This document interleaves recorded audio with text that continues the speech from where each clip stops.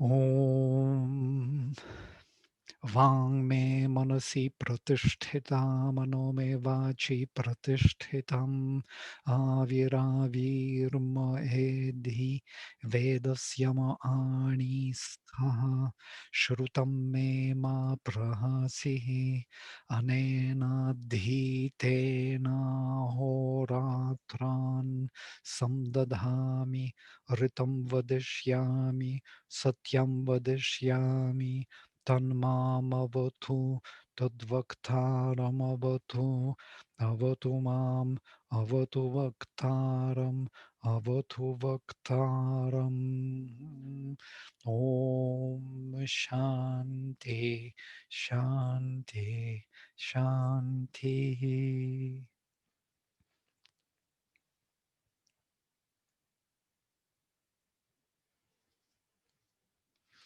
It's interesting in that in this Shantipatha, that truth which I shall speak, I shall express the truth which was revealed to me through mind and word, should increase, strengthen me, should protect me from growing from within. That truth should carry me forward to this, me, the speaker, the one who expresses that truth, the inner truth. So it's like an invocation to be protected by that truth. It's quite interesting. And we must be protected. Yeah, we are quite vulnerable and open to the world. So who could protect us if not that inner truth? Yeah? So that's kind of appeal to the inner truth. So here, I just short overview before we jump into the next section. So we looked into the shift of paradigms, and I was telling you that for us, it's very important to recognize different languages, different approaches, or different paradigms of knowledge. And from Samhitas to Brahmanas, there was a huge shift. So Brahmanas are more ritualistic and mythological, whereas Samhitas are more direct. They're speaking directly, they are connecting directly to those powers. And we will see it in the hymns when we will start studying Rigvedic hymns. Um, Aranyakas already, there is a shift towards individual participation. You will see that the faculties of consciousness become more prominent than gods. Gods are less important. They are more myths, some kind of stories from the past. Upanishads are dealing totally with faculties of consciousness and no more with gods. Gods are rather kind of symbolic representatives of some kind of universal movement of consciousness. You can see that all the Upanishads are dealing with major faculties of consciousness, such as speech, mind, hearing, seeing, yeah, breathing, and being in the body. Annam, pranam, chakshushrotram, manovacham. So these are the devatas from Upanishadic times. There are no more devatas as Indra, Ashwins, yeah, Saraswati. There is no more this kind of invocation, but appeal to the faculties of consciousness. And from Sankhya and Yoga, totally mental structure.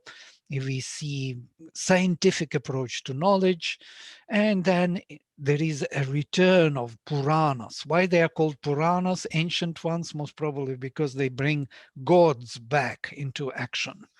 So all those devatas who were neglected in this middle period from Upanishads to Sankhya and Yoga come back in the stories, and the newly fashioned stories, ancient stories, newly viewed and also developed in some way.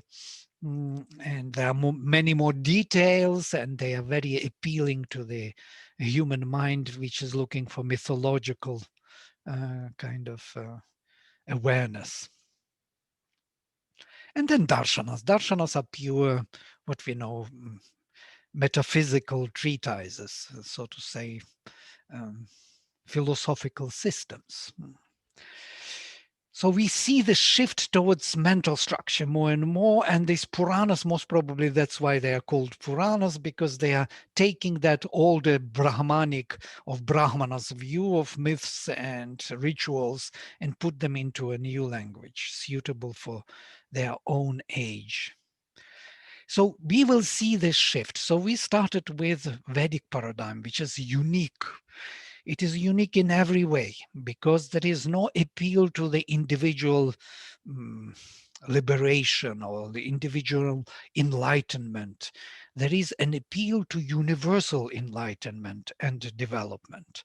And not even mukti. Mukti is not never used in the Rig Veda. You will not meet this word. There is no concept of being liberated. The whole nature is to be liberated by the powers, higher powers of the divine. And we are here, a Yajamana, or those souls who are invoking those greater powers and bringing them down. And by bringing them down, we change our nature, transform our nature and the nature around us. Yeah? So there is constant appeal, come to us, yeah? Bring us forward, lead us towards the felicity, us. Who is this us? It is all of us, not only human beings, but all other peoples. And many times it is spoken that peoples of the mind and peoples of the other kind. Yeah. So lead us, and if they want to specify, they will say Manushyanam. Yeah. Udaye, for the help of Manushyas. And Manushyanam are those who have mind. But many times it is not specified. That means all the beings are to be supported in their evolutionary movement into the higher and higher possibilities, which is quite interesting from the evolutionary perspective, if you think about it, because we are all determined by our evolutionary stage in a way. For example, animals can develop to certain particular uh, uh, perfection, and then they are kind of frozen in that particular stage. They are no more, they cannot overcome that particular formation, which is very typal. Species, what we call species, we are staying within those species. A human species, it's this mental being.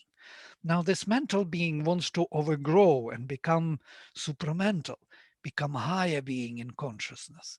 Now how could we do it if our limitation is given us in this species, in this particular body, which is physical, physicality, this particular brain, this particular set of tools and instruments of knowledge, particular languages. We are limited in resources.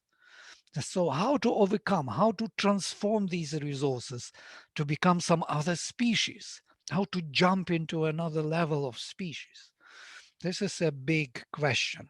So I think the Vedic sacrifice was doing that work, helping all the species to develop from within in such a way that they would travel on this ladder of evolution higher and higher, so to say, leaving their limited species capacity behind and moving forward. It is mentioned also in Buddhistic literature that we are all traveling on this ladder, so to say. The dogs and animals can become human beings in the next birth, and vice versa. Human beings, when they behave like dogs, they can fall back and be born in that body of the previous species. So to say, it's kind of choice of consciousness, where you want, in what body you want to be.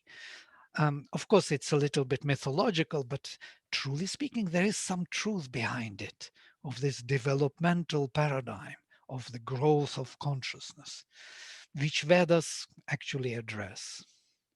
So we see that Veda doesn't deal with individual faculties like seeing, hearing, speaking, and thinking. Uh, Veda deals with these devatas of universal kind, such as, the seven Adityas, Varuna, Mitra, Aryaman, Bhaga, Amsha, Daksha, Amsha, and Surya, which are like the divine purity and vastness of the divine existence. Mitra is the luminosity and harmony of the divine consciousness. These are the powers they invoke. Aryaman is the divine tapas, energy. Bhaga is the divine fulfillment and beatitude and ananda. Daksha is the all comprehending and all uniting thought, which sees everything, understands everything. It's a revelation of the highest kind. Amsha is that particular unique view on the world from that angle, or that unique angle of our soul, which is being built in time. And our soul evolves and becomes more and more a psychic being, which has the capacity to view the world from that particular unique perspective. And Surya, which represents all the manifestation in all the varieties of his rays. Every ray is having its own unique characteristic and builds up the multitude creation. Um, we spoke about this Aditi and her seven sons. The three last, Daksha, Amsha, and Surya, are represented as supermind in Sri Aurobindo's terminology, and Varuna Mitra Reman Bhaga, he calls them uh, as the guardians of light. They are guardians of Aditi. They are the representatives, faculties of Aditi, or her sons. And then the eighth son, Vivasvat, who was born and who is known in the Christian tradition as Lucifer. Vivasvat, the luminous one who shines wide. Vivasvat, vas to shine, V in all different directions. Aditi's son are the faculties of consciousness. Yes, faculties of Aditi, of the infinite consciousness force, the Divine Mother. By the way, you will find this mother's aspect in the Veda more than anywhere else, and then in Tantra later. But in between, mother disappears for some reason. In the Veda, all the gods, all the asuras, rakshasas are the sons of Aditi. They are all products of her force, consciousness force, because she's in charge. Well, it's important maybe to mention, since we had Navaratri, just now we had Durga's, beautiful celebration. So it's exactly, so she comes back in Tantra again prominently, but in another form as Durga and so on. Mahakali. Aditi is more, uh, it is just his consciousness force, his, who alone is, who manifests his infinite being and his finite being. She manifests all the forms here. And for that, she needs her faculties to engage. That is vastness of the being, consciousness, luminosity, power, bliss. Somewhere Sri Aurobindo speaks about bliss, that bliss is sustaining the manifestation. It is bliss which sustains anything which came into being. It's quite interesting. If bliss would not be there, any being in whatever formation and power would not be sustained. Why? What for? If there is no bliss, so you fall back into nothingness. It's by bliss that we are sustained. So, Vivasvat, some of you may have watched these Lucifer on Netflix. It's a funny story. I just recommend everyone to see how Lucifer is viewed from the human perspective and how he views humans. And you will see that he is actually not he's not a devil of some kind. He's actually a divine being who is very intolerant of any kind of um, falsehood, actually, because he was put into the midst of that darkness, and his intolerance creates that what we know as punishment. But he says that he doesn't punish anyone. It's actually people punish themselves because they chose that darkness and they are punishing themselves. He is there only to maintain that kind of order of things, and that everybody will learn in their own way. Um, it's just addition. It's a little masala on the top. It has nothing to do with our presentation. So if you look at these, and we looked into them, how Sri Aurobindo views triple status of the supermind, that there is a unity, there is many in one and one in many, which is Amsha, and many, which is rays of the sun. So here they are. Daksha represents the power of thought, all discerning and all distributing power of supramental consciousness, the highest revelation. Amsha, the diversity in oneness, supported by unifying power of Daksha, and needs that support. Otherwise, the oneness will not be maintained. The adherence, the connection with the one spirit would be lost, and it is not lost in the soul. Soul being portion, Amsha, still has the connection to the oneness constantly. Yes, it doesn't lose that connection. And Surya, Savitar, which represents the lower kind of emanation of these rays into the lower hemisphere and brings to life the domains of Svar, the domains of the ray of the sun, not of the sun. And here they are all together, three of them, Sat Chit Tapas Ananda, supramental knowledge force, supramental many in one and one in many, and supramental manifestation. I'm using Sri Aurobindo's terminology. It may help you if you study Sri Aurobindo later. And there is no other terminology anyhow to use, so sorry to tell this. Of course, there is Vijnana, which is quite misleading, especially in the later jargon of Hinduism. Vijnana is something like scientific knowledge, and it is discerning knowledge, discerning self-realization.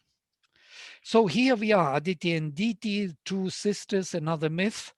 Um, Diti is dividing, Aditi is an undivided consciousness.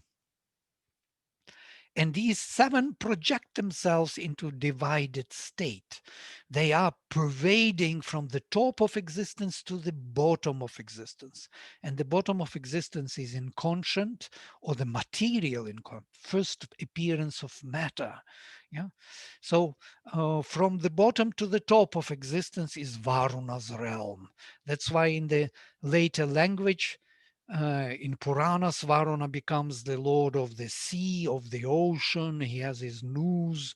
He's punishing. He's like Poseidon of some kind, Asura, because these devatas, these emanations, they when they fell into their opposite, they became what we call asuras. These are ancient gods of the Veda. Ancient gods, those who were there from the beginning of creation, those first emanations. If you remember our previous presentation, these are those four emanations, exactly as they are. Mitra Aryaman is what we call that consciousness in light. Yeah, Bhaga is Ananda bliss. Daksha, Amsha, and Surya is what is truth in triple truth. Yeah, and Varuna is what is eternal life, which turned into death. Varuna here in conscient matter. So if you look at this division on the higher and lower hemisphere in the later language, we will see this. We will see that Paraprakriti is Satchitananda, Vijnana is the link, that truth where the separation takes place from oneness to many. That's exactly why it is triple supermind. And then the lower Prakriti, Aparaprakriti, of our mind, life, and matter. Yeah? And beyond both of them, Supporting them, there is a concept of the supreme or Purushottama of the Gita. This is the Gita's picture, and also it is after Gita, this is the basic foundation of Hinduism. These things, if you match them, you will see how they are beautifully matched. Yeah, this one and this one. You can see the match. Just another language, a shift into another language. But Right? where is tapas, Padmi? Yeah, I chit remember you tapas. Yeah, chit tapas. with tapas. Anand. Yeah, here Satchitananda, it's actually Satchitapasananda. Tapas is always following chit. It is always with consciousness.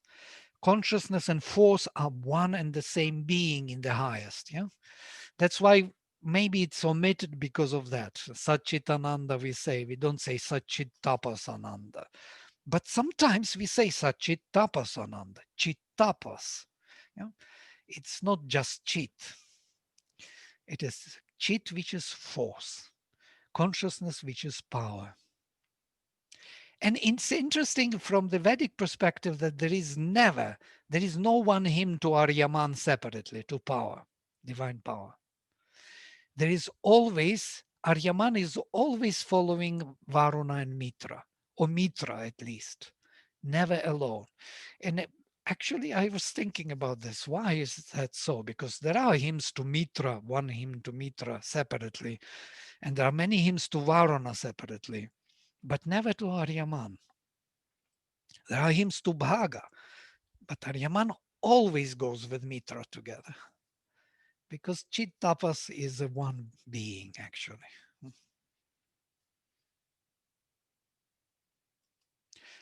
So once these emanations of the sun, and we spoke of the sun, is made, then these rays penetrate into the darkness. There is a beautiful hymn in the Rig Veda where it is said that the darkness meets the sun, and when the body of the sun meets the darkness pervades the body of the sun and creates the rays of the sun, which are pervading, entering into the darkness.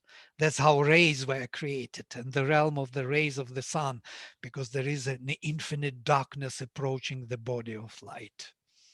It's kind of very imaginative, very beautiful image.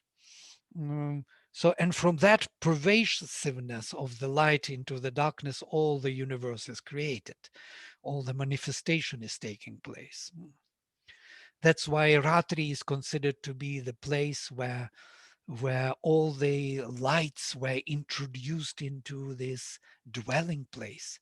She is Jagatoni Veshani. She is the one who introduces all the beings here into their proper place. She places them, these luminous beings, in a particular unique individual station. They can develop themselves now individually. So she separates us by space and time. That is her major purpose. Um, so these rays of the sun, Surya Savitri, the Lord of creation, the rays of the sun thus build up the luminous planes, which are called Svar in the Vedas. Sri Aurobindo calls this overmind.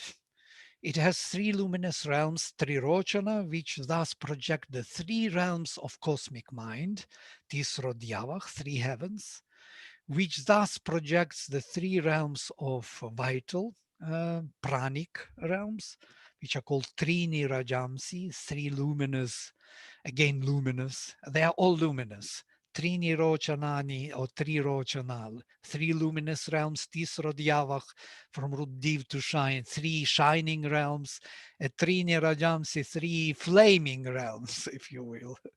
So they are all full of light, but with different roots, from Ruch, Div, and Raj. Raj is already more Rajasic. This is vital realm. And which are in its end produce or support the three foundations of the physical, three bhumis, tisro bhumi, three earths. This is the language of the Veda. If we would not have Sri Aurobindo's interpretation of these planes of being, we would never know what these three heavens and three earths mean, or three vital realms. It would sound totally, you know, incomprehensible, unintelligible. Um, so here we have, Vladimir, yes, yes, please. yes. Uh, in the last slide, it says no, it has three luminous realms. So I'm not understanding. Can you like what are the characteristics of those realms? Yeah, Can I I'm ask? coming to this just now. I will explain all these realms and what they really represent and how they come together and why they are there. If you look at this scheme, it will be explained. If not, you please ask again if something is not clear. I know it's a little mental, but this is the knowledge knowing which everything can be known. It's mental as a representation, yes, but truly speaking, it's not mental as a knowledge. So if you look at this vision of the embodied or manifested world, the supermind on the right is a triple supermind: unity, one in many, and many in one, and many. These are three realms of Vijnana, of the world where all is created, where the infinite being, consciousness, and bliss were spelled out in terms of individual manifestation. Um, Vijnanam yajnam tanute, karmani tanute picha, Vijnanam devaha sarve, brahma jyeshtham upasate. So Vijnana uh, mm, spreads the sacrifice. Vijnana, this is the supermind, creates all the activities. It is on the Vijnana level, on this unity in many, in between one in many, in many in one, that everything, all the possibilities of our manifestation are created. Everything is, Vijnana is the source of this manifestation.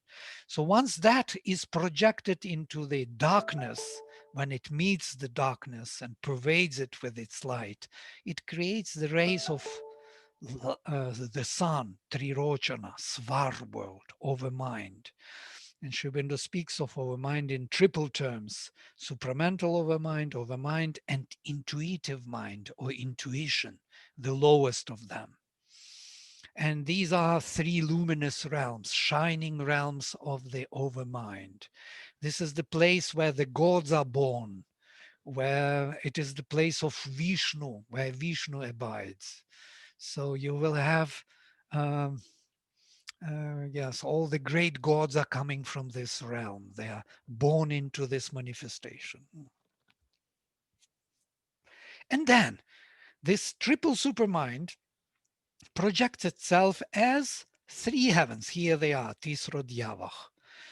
And these three heavens will be mind, proper, universal self of mind, as Sri Aurobindo says, mental mind. I'm choosing now a mother's terminology: mental mind, vital mind, and physical mind. These are universal minds. Mind on the level of the mentality, highest mental capacity we can gain, what we call that which is above Sahasrara chakra, that realm. Then vital mind, which is this third eye, yes, the vital mind, the dynamic mind, mind with will and power. And physical mind, which expresses through the Vishuddha chakra. So we have three chakras: Sahasrara, Ajna, and Vishuddha.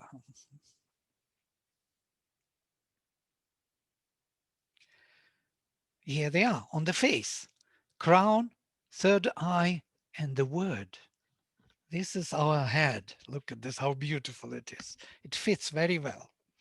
Then we have mental vital. Our vital is our torso. If we take torso away from the head, we will see that our mental vital is that the heart center, anahata. Yeah, the vitality of emotions, so to say, of mental emotions, of beauty, of aesthetic sense, of feelings of aesthetic kind, which are already, how to say, cultivated by the mind, by the thought, by the concept or the vision. Then there is vital, which is more navel center, Manipura chakra, which is more dynamic, like impulses of fear, jealousy, ego, you know, uh, domination, all those impulses, what we have, um, pride, especially pride is a very important naval power. So that is vital dynamic force where our split is taking between the worlds. Notice that it is exactly in the middle, which is called antariksha in the ancient literature, that split between higher and lower hemisphere within this creation. So, and then physical vital, which is more Swadhisthana chakra, which is uh, connecting all the vital force to the physical, all the sensations, senses, yeah, all the energy, electricity in the body, if you will.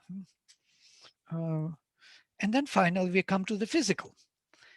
And in the physical, we have also three levels. One is mental physical, which means there is a mind of cells.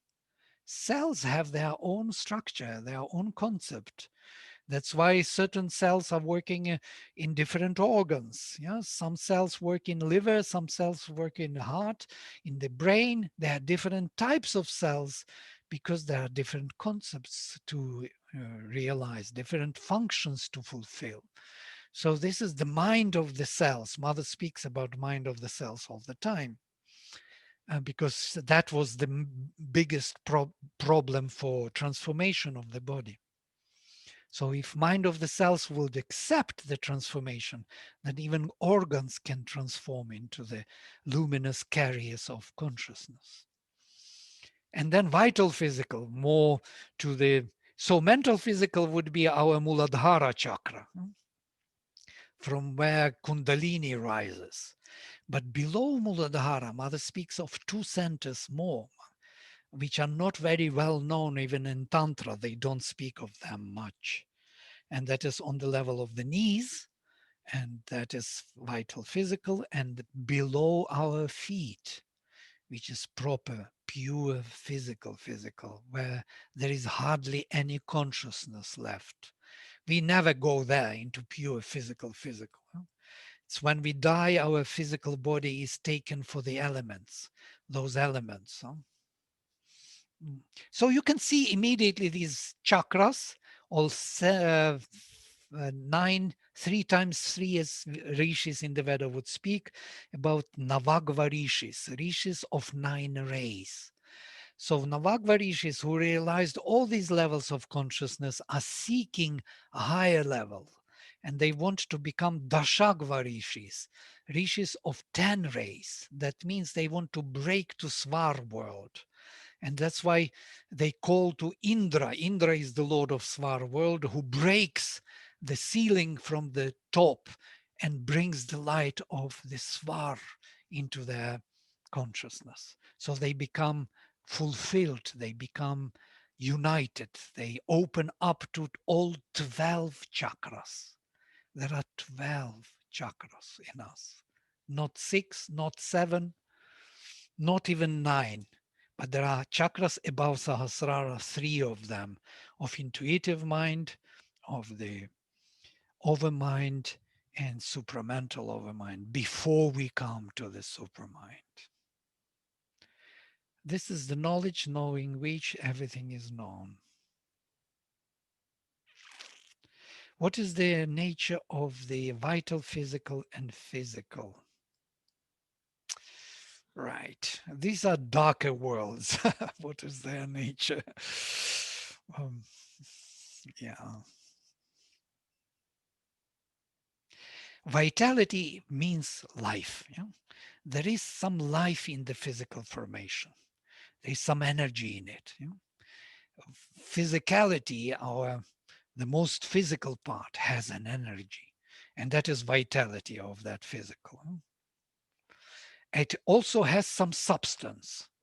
That pure substance is pure physical. If you can imagine, if there is such a thing as substance, because nowadays we know that it is a very relative thing to speak of that substance. But there is something very deep, deep in the darkness, in the inconscient, where the energy nearly is frozen, or the substances being dominating the energy, as it were, because of unconsciousness. Unconscious energy, blind energy, becomes something kind of that physical, if you will. I cannot describe them because I've never been there consciously. So, but I can think in terms of a hierarchy of what is built here, what it is not. So maybe only in negative terms. But you were saying that vital physical is somewhere that chakra is below the knees, right? Yeah, vital physical is, yes, knees, yes, in the knees, right. And interesting, Mm. why in the knees? Yeah, knees is another um, kind of level of consciousness where, why knees? Knees, something is there taking place. Yeah, there's some kind of bending is taking place, some junction between the lower part and the higher part. You notice junction. It's on the junction that the knees took place, were formed. Quite interesting to think of our physiology even in that way. And also feet. Feet is another junction. Feet, knees, then Muladhara chakra, another junction with the torso. And then there's physical mind is the neck, the junction with the head and torso. If you think in terms of biological psychology. Yeah, it's quite interesting. Right? Mm. So, yeah, I am getting a lot of questions. Maybe I just think over it. Definitely, this is not to be answered. This is to be pondered upon, and for the rest of our life, thinking what is this marvelous creation about, and how we could really, yes, understand it at least in mental terms. All right, so here you are. Mother speaks about 12 levels of consciousness, and when she was in Algeria, she met with Alma and Max Theon, these two occultists, and Alma could travel. She could make 12 exteriorizations from the physical to vital, physical, mental, physical, physical, vital. She exteriorized it 12 times. And she said that she was coming up to the super mind. So these are 12 levels of consciousness which we may kind of travel from one to another, from physical into the vital physical, into mental physical, into vital finally, separating from the physical body, becoming in the vital body. In the vital realm also there are levels. You travel to the higher and higher vital finally, and then you enter into the levels of the mind. You've traveled a higher and higher mind till illumined mind finally reached, and then you break through into the intuitive mind, overmind, and finally the highest, the supramental overmind on the Svar world before the supermind. So these 12 levels one can really travel through. And the whole second book of Sri Aurobindo, Savitri, is about the traveler of the worlds, the world stare. And he travels exactly from canto to canto, from level to level. If you want to know what it really represents, please read the second book with this scheme in the mind. You will be surprised what he gives you there. He gives you an explanation and description, psychological description, what it means to be on each of these levels. It's something unheard of, yes, unimaginable that that we have some knowledge of this kind. Maybe it's beyond our wildest imagination. All right. So any question is welcome. I will just make an overview again, which in Sri Aurobindo's terms, Trirochanas is supramental over mind, over intuition, or over mind, and mental over mind. This is something I changed already. I will change it again. Oh, I leave it for now. Doesn't matter. In my article, I use other terms. I use over mind here, and here intuition, because in different writings, Sri Aurobindo writes about this differently. And there is a reason. He was developing his system. He was changing terminology, but levels still remain the same. And then we have illumined mind, higher mind, and mind. So illumined mind is our Sahasrara, the highest heaven we can have here, Tisro Diyavah, three heavens. Then there is this Ajna chakra, yes, of our willpower, higher mind. And finally, mind, which is expressed through Vishuddha chakra, or our expressive center of the word. Word expresses the mind in the physical terms. That's physicality of the mind is expressed as the word. Quite interesting also. And then we have three realms of the vital: mental vital, vital, and physical vital. These three chakras: Anahata, Manipura, and Svadhisthana, and three bhumis. They are without specific names. So why it is important to see, and this is why this slide says why this vision of the Veda is so important. The body is a supramental creation. Body is not something different from the spirit. It is a spiritual enterprise. The triple conception of the creator within his own consciousness creates the supermind. The very physical consciousness is a result of that conception and a part of its realization. The physical and mental consciousness are seen in the Veda as two luminous firmaments, Rodasi, supporting the growing soul in this creation. These heaven and earth, these father and mother, the meaning and the word, the mind and the word, Shabda and Artha, all this and the whole phenomenology, the whole general linguistics is built on this understanding, on this particular understanding. We can't really create a new system of thinking. We are all determined by the Vedic vision of separation of heaven and earth being equal and one. This is something very important. They are equal and one because they are all, both of them. As you remember, Hiranyagarbha, the egg was floating on the waters alone, and then it got cracked.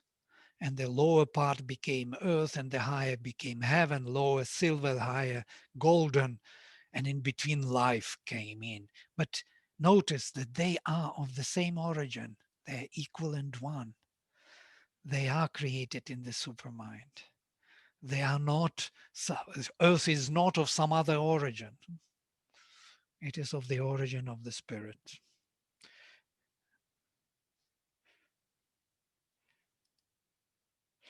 Mental mind, physical mind, and vital mind are correspondence of higher mind, illumined mind, and supermind. No, mental mind is the higher mind. Let me come. You really want to study Sri Aurobindo. That's nice. Here they are. Illumined mind is the what we call the mental mind. Higher mind is the vital mind, and physical mind is mind. So it is Sahasrara chakra, illumined mind, Ajna chakra, higher mind, and finally mind proper is Vishuddha chakra, which is expressing mind in physical terms. Beyond them, there is intuition. I can even change this for intuition because I missed this word. Then over mind proper, or over mind intuition, as Shubhinu says. and supramental overmind. It explains better in this way. So this three Rokana is Rochana. above this three Rochana is above Tisro Dhyava, like it's level more of the consciousness, if I am interpreting it correctly. Yeah, it is higher. It is beyond our. It's beyond our ceiling. We have a ceiling over the head. The Sahasrara is our top. Yeah? Beyond Sahasrara to go is quite difficult. It has to break through the ceiling to come down with that light of intuition, which is taking place all the time. That lightning of Indra, Vajra, which is breaking our ceiling and brings new, fresh light, which shows us the truth in our Uh, existence. It's yeah, and that intuition. ceiling is Vijnana. No, the It's ceiling is here. it's intuition. Tisro Dhyavacht. Ceiling. There are several ceilings. One ceiling is here. You see, mental mind, it is the ceiling. Navagvas, it is all what we can develop here. These 3 times 3. Then we have to break through the ceiling to Trirochana, 1. That's what they do. They become Dashagva rishis. After that, the description is not going. Once you become connected to that higher light, because that higher light is a pure light of the supermind descending down.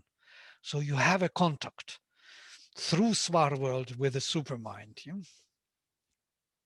So you break one ceiling to Trirochanas, then you break another ceiling to the supermind, then you break another ceiling from the supermind Vijnana to the Satchit Ananda. Then you break another ceiling, you come to Asat, and then you break another ceiling and you come to Purushottama. Quite many ceilings to break if you want that language.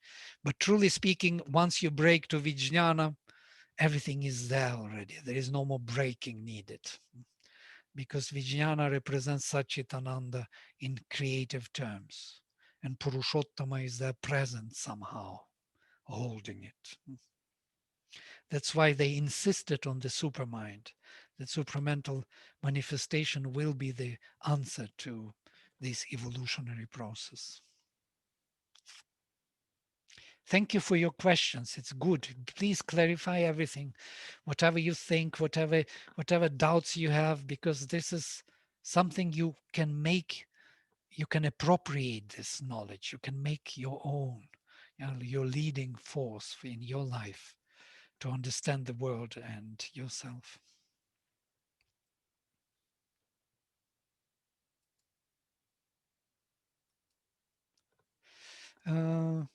Yes, the concept of the sacrifice. What is the sacrifice about? As we spoke already, Vijnanam Yajnam Tanute, it is Vijnana, supermind, which creates the sacrifice. Heaven and earth, the mental and physical consciousness, these two, which cracked, and the upper became 3 heavens and the lower 3 earths, and 3 levels in between. Mental and physical consciousness are housing souls here. The soul can enter and be safe there within this mental and physical formation, as eternal amshas. Eternal amshas are manifested through these mental physical formations to perform the sacrifice. And this amsha, our soul, our spark within the heart, our Angushtamatra Purusha, or Chaitanya Purusha, or Chaitya Purusha, Shibala says, or Antaryamin within the heart. Yes, he is Yajamana. He is the one who does the sacrifice. So to support and nourish them and protect them from abhava, from chaos, or from the inconscient, which they have descended to convert and to save. So this formation of Hiranyagarbha was created to save us from the immediate and dangerous contact with the inconscient, which is very powerful, yes, where the soul may disappear and not find itself easily. So this formation of mental and physical consciousness is very important to understand. And also in psychological terms, since you come from psychology department, You know that if mind is disturbed, then you have mental illness. Yeah, you go to the mental hospital.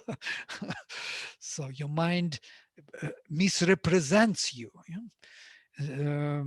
And your physical also. If your physical is disturbed, you have some physical illness, some physical disturbance in the brain or somewhere else, you will have the same story. When we have nightmare is that particular when we, in the vital world, we come into contact with forces which are stronger than we are, and we are scared. What we do, we immediately try to wake up. Why? Because physical consciousness is a protector. It holds us together. Yeah? Oh, it was only a dream. Oh, so good. It wasn't real. It was real, but the physical consciousness protected us. That's why we try to wake up. We must wake up. That's why we have to have strong mind, very rationally, properly built mind, because it is a protector. Yeah? It's not for any other reason. Once the mind is kind of wishy-washy, wavering, then you would not have a strong protection. You will be vulnerable and open to all kind of suggestions. That's what happens to people. Yeah, all So, your psychology is about that.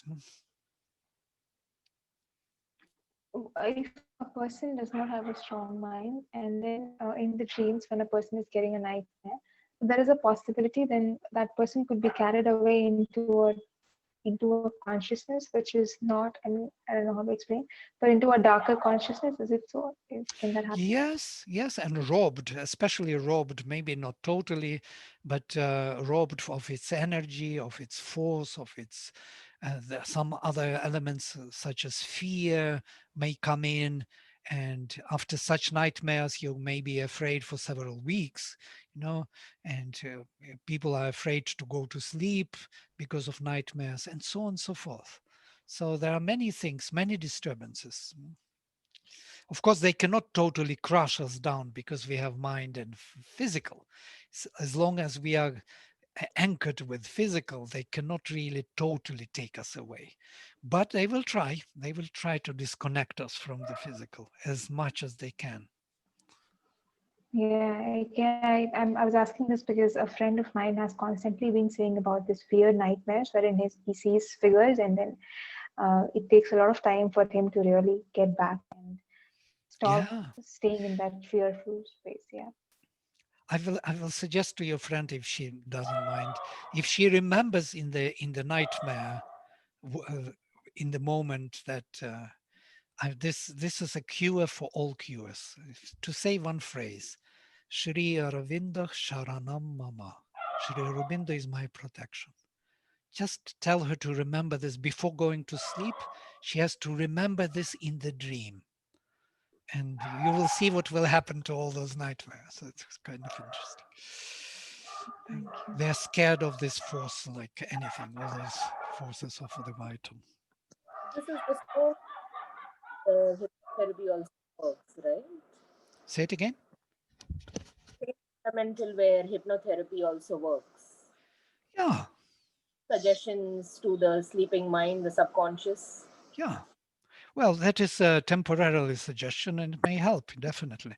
And even self-suggestion, you can suggest yourself. You can make your resolution of your consciousness not to go, or if to go, then to do certain things, or to invoke the higher power. Or there is another way also. Mother says like this, you give yourself to the Divine Mother. When you go to sleep, you feel that you are in her lap, that she's holding you, and you fall asleep. Can't be a better way. But it might happen that in the dream it will be an attack, and then you must remember that force some way or another to protect you. Yeah. So most of the time, the dreams, what I have experienced is, I can change them. I can modify them. Right, right. But again, fear is a part of it. Yeah, we shrink every time when we meet danger. And of course, we are modifying also into dangerous world. Sometimes there is nothing dangerous and you see already danger as possible there, and it becomes a danger. These are more imaginative dreams, but there are real creatures also coming, which do not follow your imagination. No? Uh, some people meet those beings. Yeah. All right. So here there is a support, and there is a beautiful hymn by Agastya Rishi who is invoking heaven and earth to spare us, to help us, to protect us from the inconscient. He invokes them, and every time he has a refrain, protect us from the inconscient, or heaven and earth, protect us on each verse. So, mind and physical, please keep us safe. Yeah, us who? Soul. Soul is to be safe. Agni, the divine will, the spiritual father of the evolving souls of man, is thus a growing Lord in the darkness, taking all of it into himself. That's how he grows, and changing it into its divine prototype. That is aspiration rising from below, or from our heart, the flame, the calling to the divine fulfillment, which is being granted. Okay, I will stop here today. So I consider this to be finished. Maybe I will kind of conclude with this sacrifice as a way of transformation and this vision of the Huto's picture of all the planes of being, which we were mentioning in colors, how it corresponds to different colors and what they really mean. And from there, we will proceed to the next presentation. Okay, great. I have a question, Vladimir. Yes, yes, Rachi. If we need the mind and the physical to protect us, like the heaven and the earth, from the inconscient, which is actually the sons of Diti, right? The below the line things. Is Right. that what it is? Yes, yes, yes. And they were created so that God could like reflect, like he created opposite to see his reflection. So so why are they there to trouble, like It's a good question, actually. I'm laughing because there is no real, true kind of satisfactory black and white answer. They are there to strengthen your call for real fulfillment and truth, because we are not yet totally manifested. Yeah. So they are playing that role. They are allowed to do their mischief because only then we are turning towards deeper light, greater force. oh, I got it. It's like when something really bad happens to you, then you kind of rise above it, and so that you could become more of who you are meant to be. So Right. like that, right? Yeah. Like that. Otherwise, we will take for ages, forever to just grow. We are very lazy beings. Once everything is okay, we stay in that formation without change. So that's why these troubles and knocks come to us. Arjuna, look at Arjuna at Bhagavad Gita and the Kurukshetra. He had to have that breakdown, that anxiety attack, because he would not receive properly the knowledge, which is higher than he could receive. Yeah. So how do we open ourselves to higher knowledge and higher state of consciousness without having to suffer the attacks and the problems and the sufferings caused by the inconscient? How can we elevate without having to suffer? So I mean, for eons humanity is suffering, or like we were huntsmen and cavesmen, and from there we've come here, and then I mean, look at the pandemic. I mean, all of this is also connected, right? So why do we have to suffer? Why can we not learn from, you know like wisdom? Like, why can't wisdom be present in a more accessible and a more present in our lives? So It's a very nice question. I like it because everybody asks the mothers the same. Couldn't he create something more kind of easy to go? And why do we have to have all the time this? Uh, we have to love the truth. We have to aspire for the truth. It has to draw us. It has to reveal itself in us already. That aspiration, that flame. And as long as it is not there, these blows are going to come, yeah, pushing us inward, pushing us towards our true center. As long as we are not ready, we will be receiving all these COVIDs and so on and so forth. Already COVID tells us everything, and we are still resisting, hoping to come back to the old world. We are never coming back. We are going only forward. So why don't we accept our true divine nature and just follow it and love it and look for it, aspire for it? That's the way out of trouble. And there is a way. Mother speaks about sunlit path lit by the sun. Can you imagine? No troubles at all. Just give yourself to the divine and you will have no troubles. But there are many parts in ourselves which are not ready to give themselves to the divine. They want to preserve their own autonomous way of being, their habits, even their fears and their miseries they love. They kiss their own chains. They love those chains which are tying them down. And so it's not so simple, it seems, but it's not impossible. So here we are. That's our dilemma, our choice. We are free to choose where to go, up or down, or stay in the middle forever. Um, just one question, Nathan. So these nightmares and everything, they are the sons or manifestations of Deity, right? Right. So the divine must be, divine knows that there are formations of Deity all over. Yes, definitely.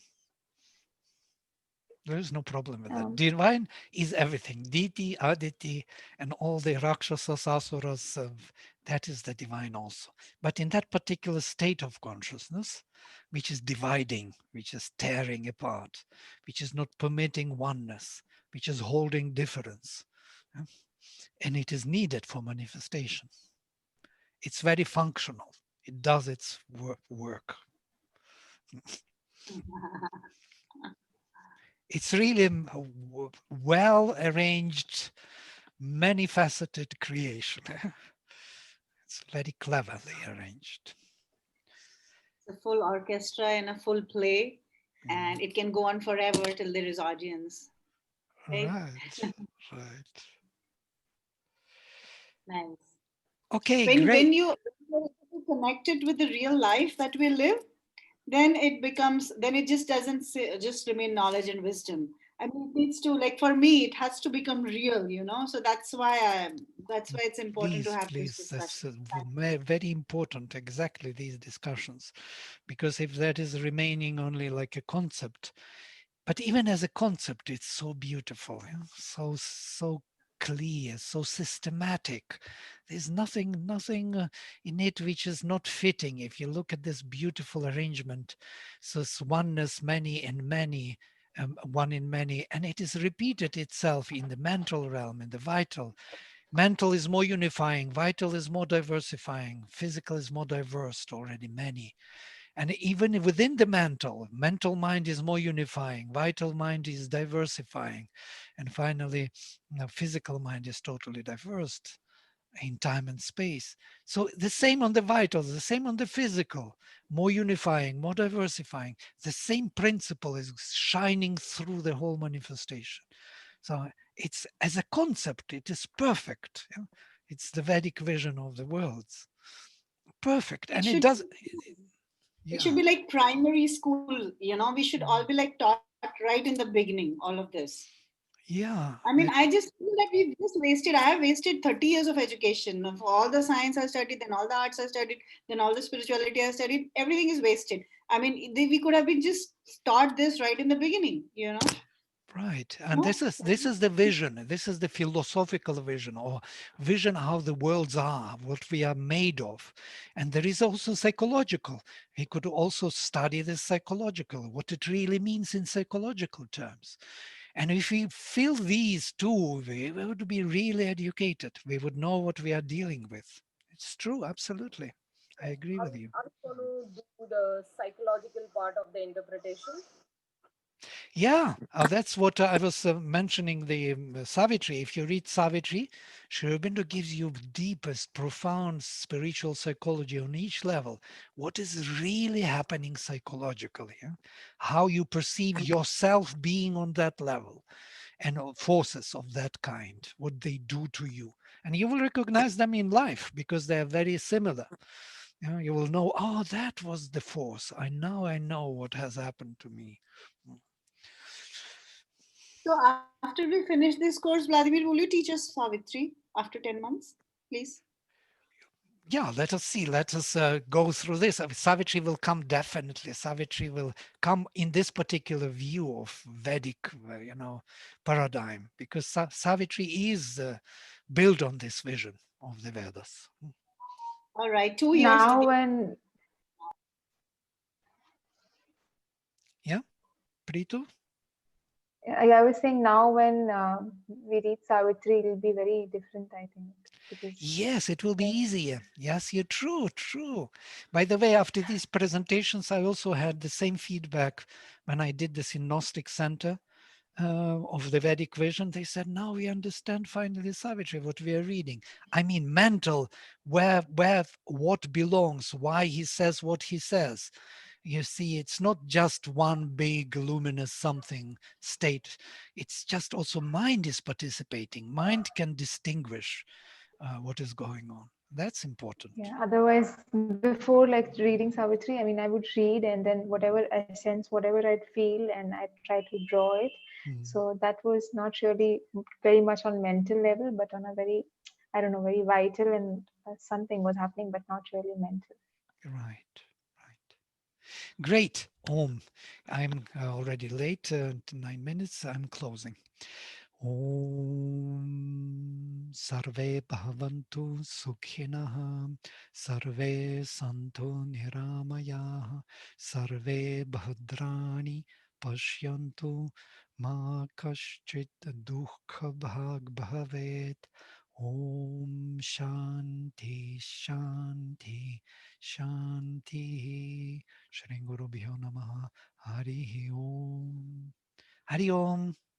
See you next time. Thank you. See you. Thank you. Bye. Bye.